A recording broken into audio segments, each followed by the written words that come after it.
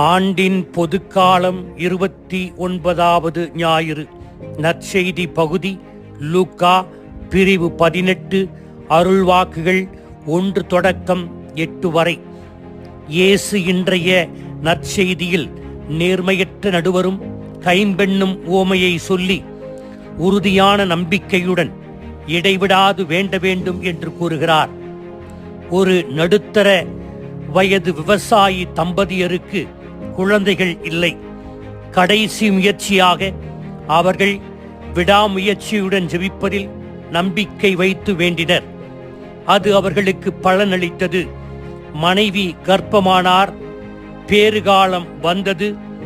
3 குழந்தைகளை பெற்றெடுத்தார். தொடர்ச்சியான இறைவேண்டல் உண்மையாகவே பலன் தந்திருக்கிறது இல்லையா என்று தன் கணவரிடம் அவர் கேட்க, அதற்கு அந்த விவசாய கணவர் சொன்னார், உண்மைதான், ஆனால் நிச்சயமாக இப்படிப்பட்ட அமோக விளைச்சலுக்காக நான் வேண்டவில்லை என்று பதிலளித்தார்.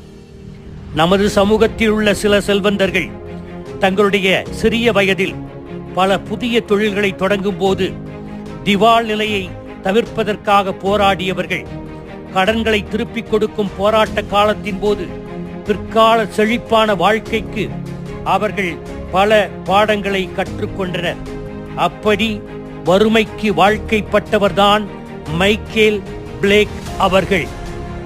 அவர் திரைக்கதைகளை எழுதும் திறன் படைத்தவர், ஒரு இளைஞர்.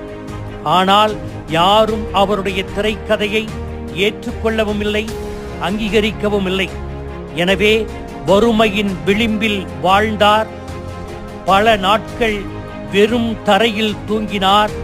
பிறகு தன் வாழ்க்கையையே புரட்டி போட்ட ஒரு புத்தகத்தை எழுதினார். அது 30,000 பிரதிகளே விற்றன. மிக பெரிய அளவில் விற்கப்படவில்லை. கெவின் காஸ்ட்னர் என்ற திரைப்பட இயக்குனருக்கு அந்த புத்தகம் பிடித்திருந்தது. அதிலிருந்து அவர் டான்சஸ் வித் வுல்வ்ஸ் என்ற திரைப்படத்தை எடுத்தார். அதனால் மைக்கேல் பிளேக் எழுதிய அந்த புத்தகம் 20 லட்சத்திற்கும் மேற்பட்ட புத்தக பிரதிகளாக விற்கப்பட்டன.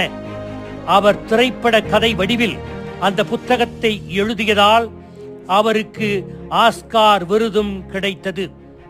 பிறகு பள்ளிகளிலும் வீடற்ற குழந்தைகளிடமும் அதிக நேரத்தை அவர் செலவிடுவார்.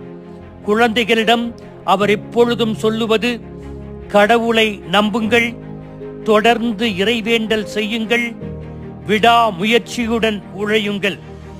நீங்கள் எடுத்த காரியத்தில் நீங்கள் உறுதியுடன் இருந்தால் உங்கள் கனவுகள் நனவாகும். அந்த வானத்தையும் வில்லை போல் வளைக்க முடியும். அதற்கு என் வாழ்வே ஒரு சான்று என்பார். 17 வயதில் வீட்டை விட்டு வெளியே வந்தேன். அடுத்த 25 ஆண்டுகள் நிராகரிப்பை மட்டுமே அனுபவித்தேன். நான் கொஞ்சம் கூட சளைக்காமல், மனம் தளராமல் 20க்கும் மேற்பட்ட திரைக்கதைகளை எழுதினேன். நீண்ட வருட போராட்டங்களுக்கும் அவமதிப்பிற்கும் அவமானத்திற்கும் பிறகே வெற்றிக்கனியை சுவைத்தேன். எனவே கடவுளை நம்பி மனம் தளராமல் உழைப்பவர்களால் வெற்றி பெற முடியும் என்று மைக்கேல் பிளேக் கூறுவார்.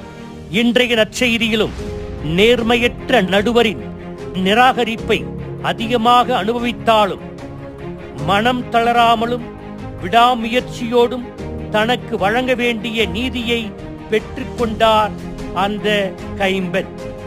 எல்லா நேரங்களிலும் உறுதியோடு நம்பிக்கையோடு ஜெபிக்க வேண்டும் என்று இன்றைய நற்செய்தி உவமை எடுத்துரைக்கிறது.